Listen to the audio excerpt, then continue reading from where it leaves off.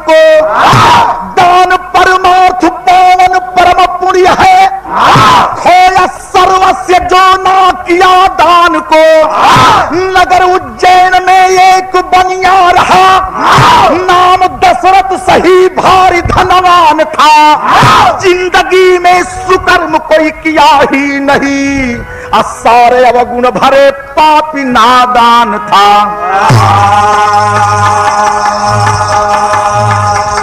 अरे लड़का ओम प्रकाश भाई कलन की पतील देख के लड़ा ना है लड़का। अरे भैया ऊँट देख के डरे ना।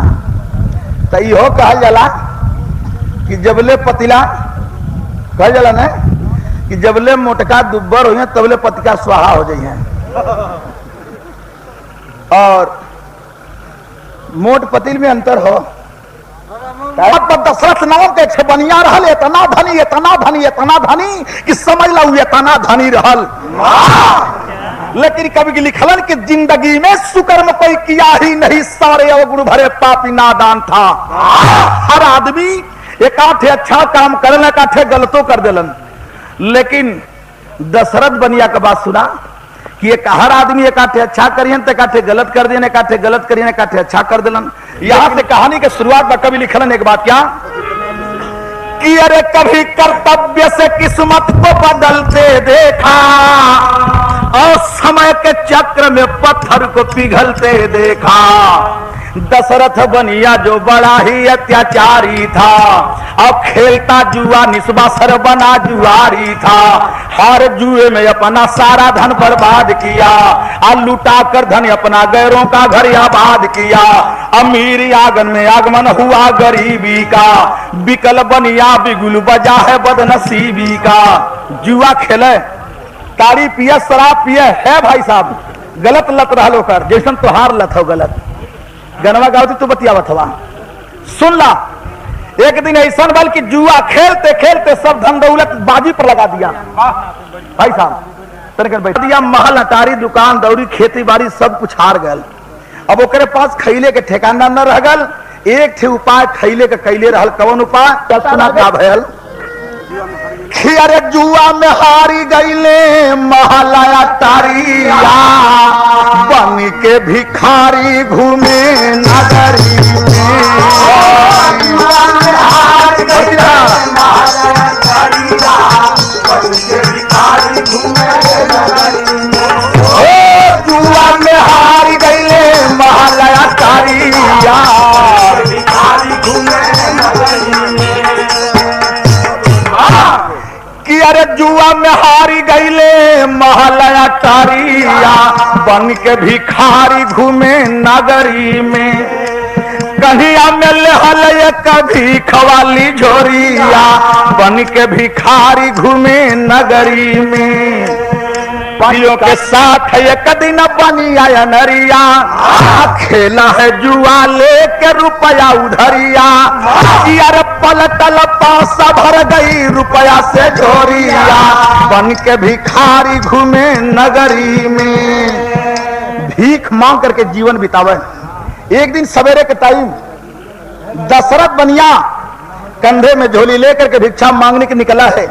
रास्ते के चौराहे पर पहुंचता है, देखता है कि आज वही मेरे चारों साथी बैठकर जुआ खेल रहे हैं। जब सब धन दौलत हमार जीत ले बाटन, इच्छा कैले कि एक बार और जुआ खेलब। कहला कि साथी लोग हमारे पास कुछ बा नहीं।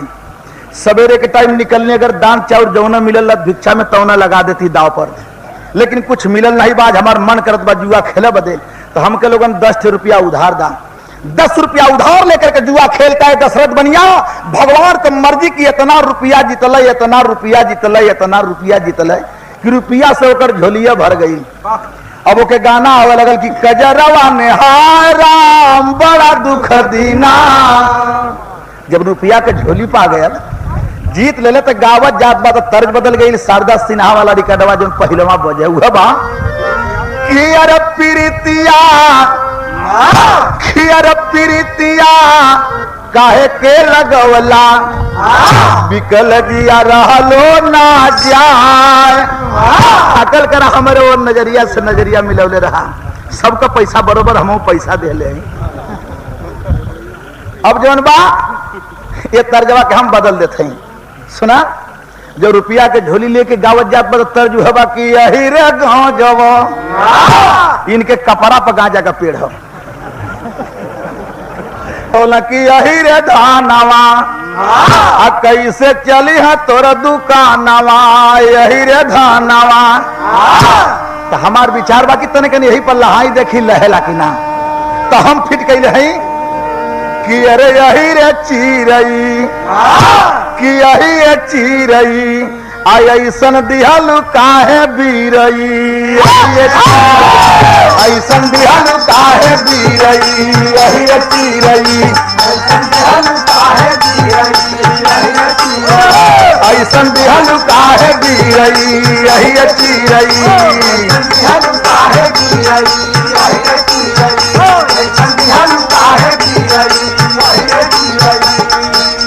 देखा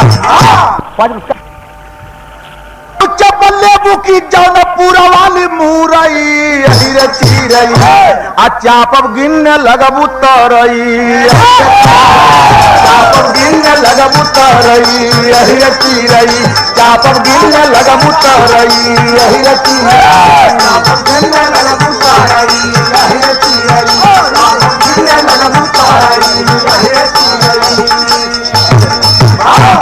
मौज बतनी गनवा के बतिया सुना कि जब झोली रुपया के ले जीत ले तो जद मांगे कैसे जात बा सुना गावत जात बा कि यही रे मानवा कि अरे यही रे मानवा आ खुशी भइल ओकर मानवा यही रे मानवा खुशी भइल ओकर मानवा यही रे मानवा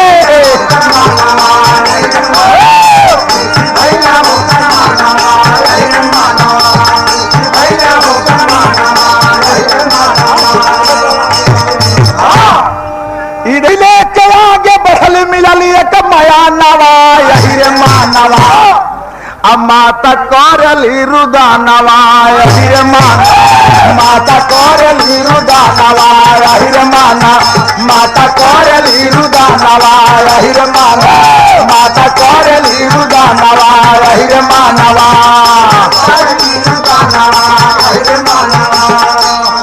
सुनना एक बुढ़िया माई मिल गई और देखला कि रोवत बा दशरथ बनिया पूछला करे बुढ़िया माई तू काहे रोवत हो बुढ़िया माई कहला बेटवा जा अपन काम करा हमके रोवदा दुनिया में कोई ऐसा इंसान नहीं जनबल बे जे हमार दुख हर ले। दशरथ बनिया कहला बुढ़िया माई बता जा आज तक जिंदगी में कोनो अच्छा काम ना कैले है लेकिन अगर हमसे होवे लग रही तो एक अच्छा काम कर दे। देखें दशरथ बनिया पूछत बा अब बुढ़िया माई बता तर्ज बदल गई फिल्म का नाम बा बहिना तोहरे खातिर तरज है बा कि हीरोइन सवाल कैले बा हीरो से तो यहाँ तक कोई हीरो हीरोइन बाना लेकिन थोड़ी देर खाती के ये हर की पार्टी के हीरो का पार्टी मान ला वो हर की पार्टी के हीरोइन का पार्टी मान ला हालांकि कोई बात नहीं सब लोगन हम लोगन समझ ला कि आदमिया बाटिन जा लेकिन थोड़ी देर खातिर मान ला ये लिए कि हमारे मत अगर हीरो हीरोइन मिल जाए तो फिल्म वाले का भट्ठा बैठ जाएगी। फूले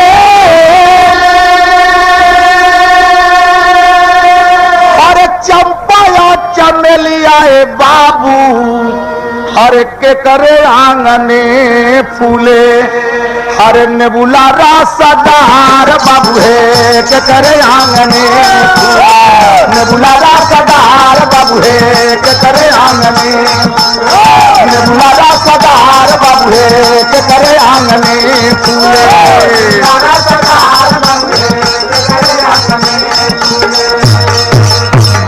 तो हीरो जवाब देत बा कि अरे तोहरे अंगनावा फूले अरे चंपा या चमेलिया ये गोरी अरे तोहरे आंगने फूले अरे नेबुला रासदार गोरी है तोहरे आंगने नेबुला रासदार गोरी है तोहरे आंगने फूले रासदार गोरी है तोहरे आंगने नेबुला रासदार गोरी है पूछत बा बुढ़िया माई बतावत बा का पूछले कि अरे कावा ने करानवा तोरी अरे बिहार के छाती आए माई, कवन दुख ढूर के तोहरे, अरे नैनावा से लोहर माई रे, कवन दुख ढूर के तोहरे। तो बुढ़िया माई बतावे लगल कि रोई रोई बोली तब बुढ़िया विपत्ति आए बाबू, बेटी बोझ सिरावा पे बाटे भारी मोर बाबू है। खा बतौले बुढ़िया माई कि अरे बिटिया के शादी वाला दीनवा करीब हो, भैया भैया दवा करीब हो, हर कैसे का विदाई करबे बाकी हम गरीब हो, कैसे का विदाई करबे बाकी हम गरीब हो, कैसे का विदाई करबे बाकी हम गरीब हो।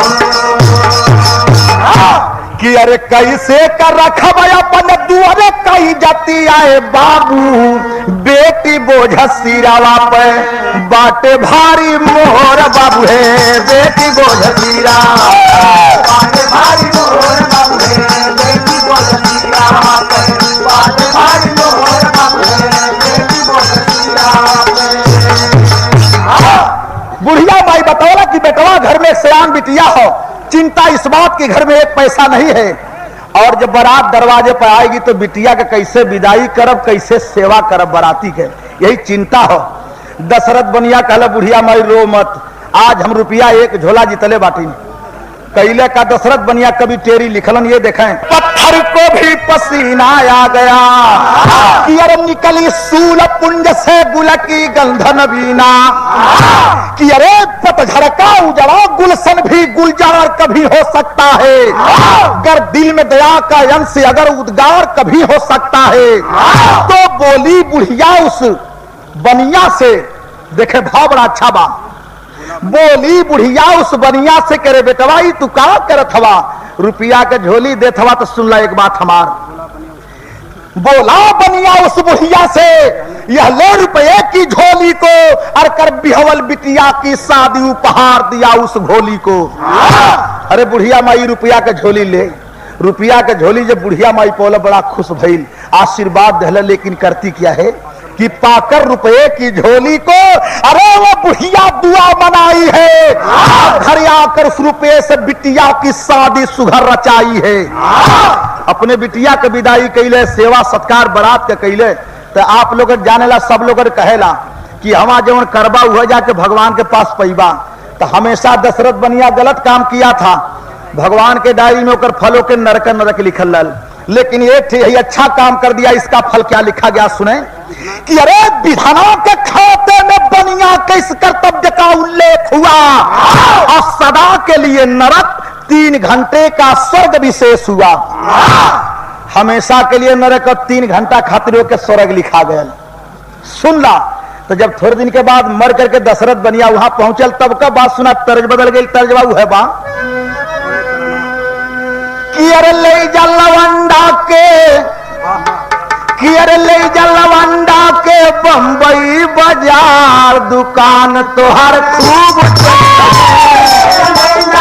बम्बई बाजार, दुकान तोहर खूब चली,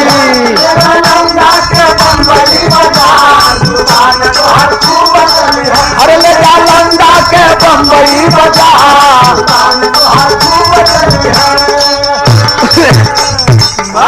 ये देखें, बड़की के ले जा, अरे यही पत्थर की के ले जा, अरे छोटकी के ले जा उधार, दुकान तोहर खूब, छोटकी के ले जा उधार, दुकान तोहर खूब, छोटकी के ले जा उधार, दुकान तोहर खूब है। 10 पुरस्कार चल भगवान के पास, तो वहां का बात सुना। अरे मरी के पहुंचल बनिया ऊ सब आरती खार हरी पूछे लगे,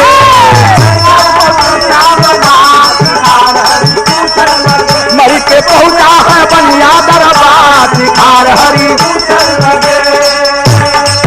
भैया।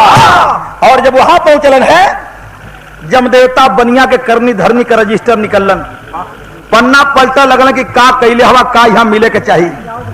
शराब पियले हवन, तारी पियले हवन, गाजा पियले हमन, एकदम नरक नरक जुआ खेले हम, कोनो अच्छा काम नहीं कैले बाटन, एकदम पूरा पन्ना नरक नरक, अच्छा काम कोई नहीं कैले बाटन। लास्ट वाला पन्ना में लिखा था क्या कि 2 लाइन स्वर्ग का सुख, 2 लाइन लास्ट वाला पन्ना में लिखल कि 3 घंटा खातिर दशरथ बनिया के स्वर्ग के सुख विवाह। जम देवता बनिया वाला रजिस्टर फेंक दिलन, विष्णु भगवान से कहना सरकार ही फैसला हमारे मान का नहीं बा। कहलन काहे कहे, अरे सरकार हर आदमी के आता स्वर्ग या नरक दूगो में एक होला के नरक और स्वर्ग दोनों बा। विष्णु देखला कि बात तो सही बा, बनिया के बोला कहना सुना हमेशा के लिए नरक हो, 3 घंटा खातिर स्वर्ग हो, तो ये बतावा कि पहले नरकवा भोगवा कि स्वर्गवा। कहला सरकार जब हमसे पूछत हुआ तो बतावत है, 3 घंटा के बाद हमके पहले स्वर्गवा का सुख का मजा ले लेवा दा, लेकिन स्वर्ग के सुख में जब चाहब तब न हमके दे दा। जब 3 घंटा के बाद सरकार तो 3 घंटा खातिर स्वर्ग नगरी का हमके राजा बना दा। विष्णु जी कहलन चला भाई 3 घंटा के बाद बा। इंद्र जी को गद्दी से उतार कर 3 घंटा के लिए दशरथ बनिया को उसी गद्दी पर बैठा दिए राजा बना करके, और 3 घंटा के लिए स्वर्ग नगरी पर राजा बनकर दशरथ बनिया जब बैठल हो तो मनवा में सोचे लगल कि वाह कौन ऐसा कर्तव्य अच्छा कर दे कि 3 घंटा के लिए स्वर्ग नगरी का राजा हो गई।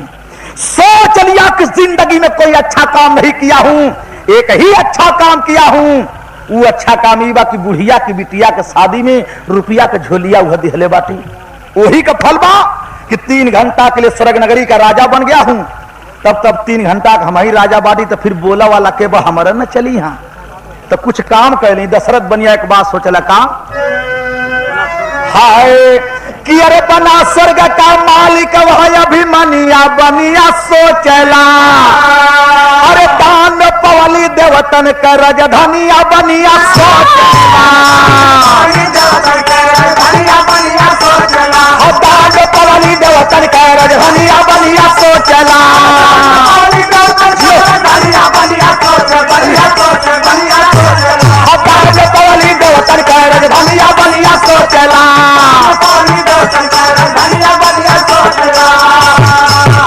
हर यही सोच कर गंधर्वों को अब देने लगा है दान हो, 2 घंटे में लुटा दिया जन्नत का सभी सामान हो। काम धेनु कल्प वृक्ष अप्सरा रनिया बनिया सोचेला, कुबेर कोष भी लुटा दिया वो दनिया बनिया सोचेला। 2 घंटा बीतत बीतत दान दे करके पूरा स्वर्ग नगरीय खाली कर देले। बचल कवन चीज जो सिंहासन पर बैठल बा, सोचत कि 3 घंटा बीते लगी, जब उतर के जाए लगब तो इस सिंहासनों कौनों के देई के जाई। यार विष्णु जी का हालत खस्ता होत बा, करे बाप रे पूरा स्वर्ग नगरीय खाली कर दिलाई। तो सुना भयल का कि अरे दान के बिना हो वृथा दुनिया में जन्मवा, कि अरे पाप युक्त नैया के दान पतवार,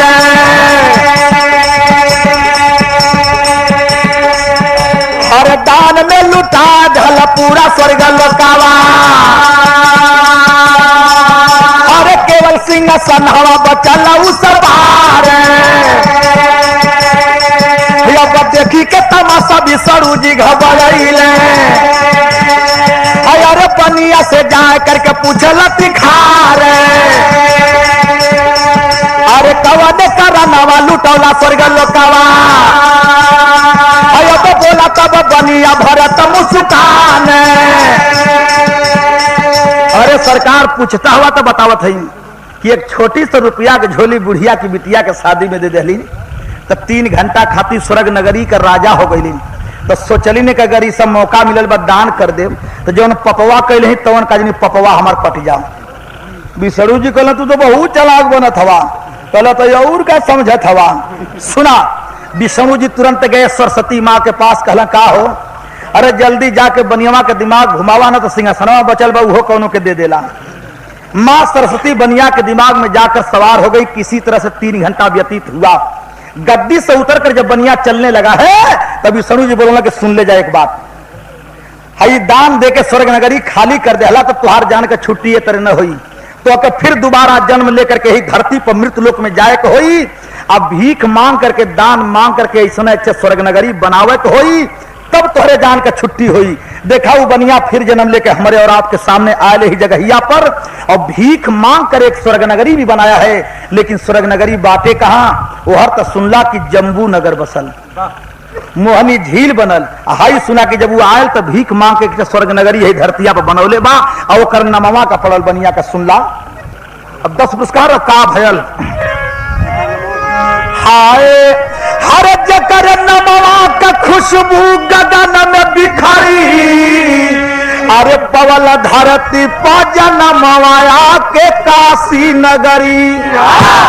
ब्राह्मण कुल में पैदा भइल जगत का दर्शनीय हो, नाम पड़ा पंडित मदन मोहन मालवीय हो। गोदी गुलजार भई भारत का अचरी, वही पंडित मदन मोहन मालवीय के नाम से विख्यात हुए बनारस शहर में। लेकिन सुनला भीख मांग करके स्वर्ग नगरी का बनौलन कि अरे हिंद का सपूत घूमी घूमी मांगी मांगी दनवा, अब बियचू बनवाए लंका के माया दाना।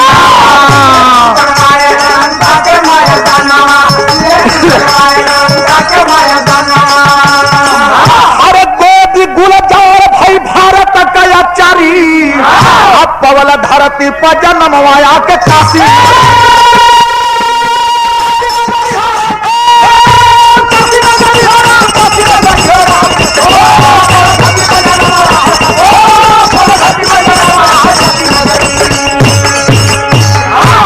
तो गुरु बिहारी गुरु गणेश कह माया है भगवान की, रामलाल गुरु बच्चन चंद्रिका लगी ने है दर्शन की। अरे पत्थर को भी पसीना आ गया, अरे बेचन कभी मुसाफिर वतन पे मरना जीना, पत्थर को भी पसीना।